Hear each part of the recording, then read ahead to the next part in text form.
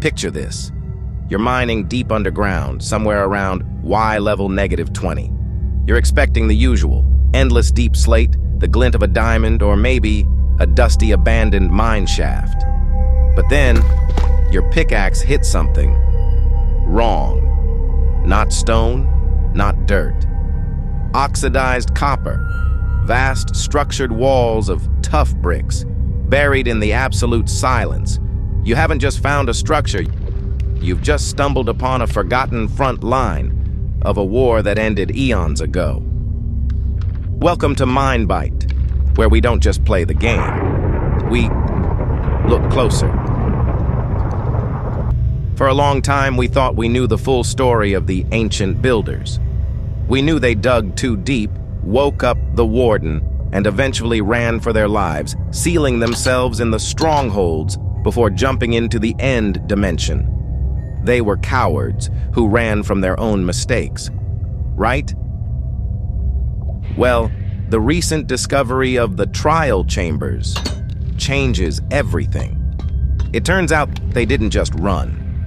Before they surrendered the overworld, they fought back in a massive, coordinated world war. And this place, it wasn't a shelter. It was their classified military training ground. Let's take a step back and actually look at the architecture of these chambers. If you are building a home or a bunker, you use stone, wood, or obsidian. But the builders constructed these massive underground complexes almost entirely out of copper and tuff.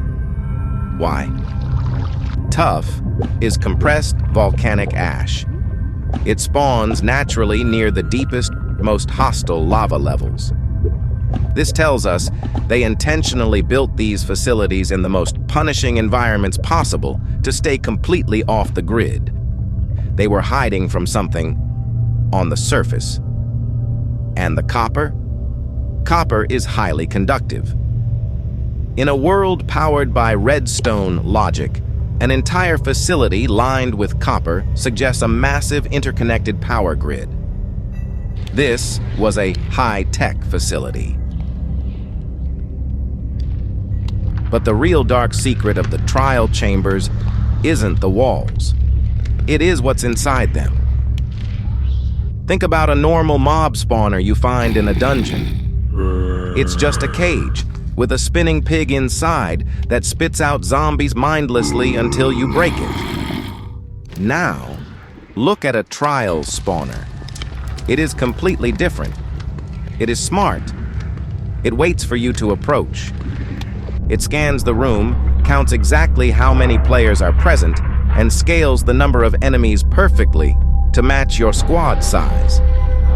And when you defeat them, it stops, cools down, and physically rewards you with loot.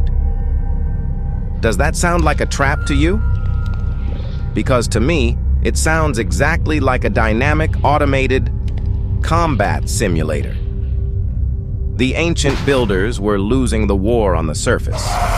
The Wither was destroying their cities, and the Skulk was infecting the deep caves. They needed to train soldiers, and fast. The trial spawners were designed to run entire platoons of builders through endless, grueling combat scenarios, automatically adjusting the difficulty. It was a brutal boot camp. And they didn't just practice with swords. They were engineering new biological weapons to replace the iron golem. When you walk these halls, you will eventually encounter the breeze. It's fascinating, isn't it? It doesn't look like a natural animal. It looks manufactured. Unlike the blaze, which is a creature of pure fire from hell, the breeze is a localized security drone made of kinetic wind energy. It was programmed to bounce around the copper corridors, disorienting intruders and guarding the vaults, while the human soldiers were resting. But the ultimate proof of their military desperation lies in the weapon they were trying to perfect, the Mace. To craft it, you need a heavy core. If you look at this block, it is so impossibly dense that you need a diamond pickaxe just to nudge it. They took this concentrated mass and fused it with the kinetic energy of a breeze rod.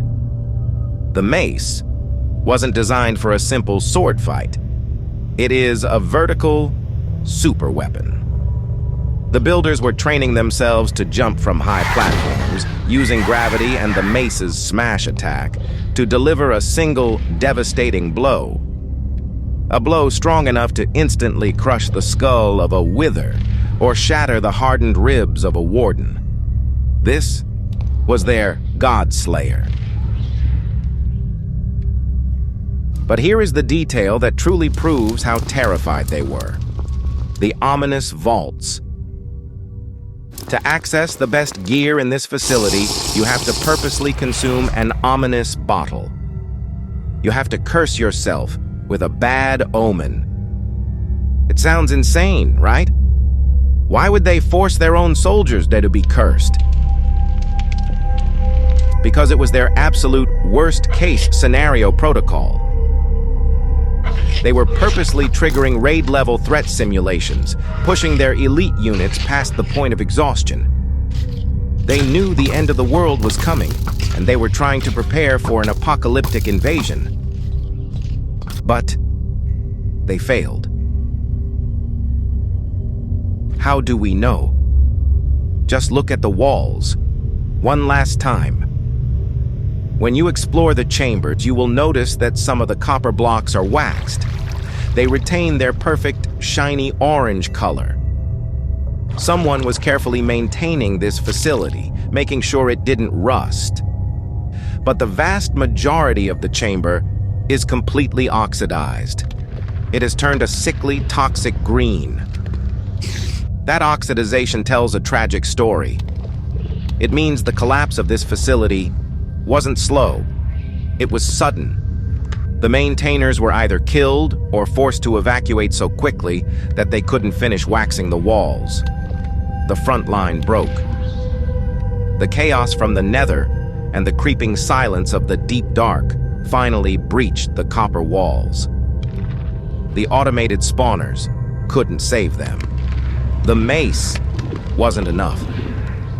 Realizing that the overworld was officially lost, the surviving builders abandoned the trial chambers. They retreated even deeper into the strongholds, shattered the nether portals so nothing could follow them, and took their final fateful jump into the end dimension, leaving behind nothing but silence and oxidized copper. Next time you step into a trial chamber, remember where you are standing. You aren't just looting another dungeon. You are walking through the graveyard of an empire's final hope. You are fighting the ghosts of a war that was lost thousands of years ago. The only question left is, what will you do with the weapons they left behind?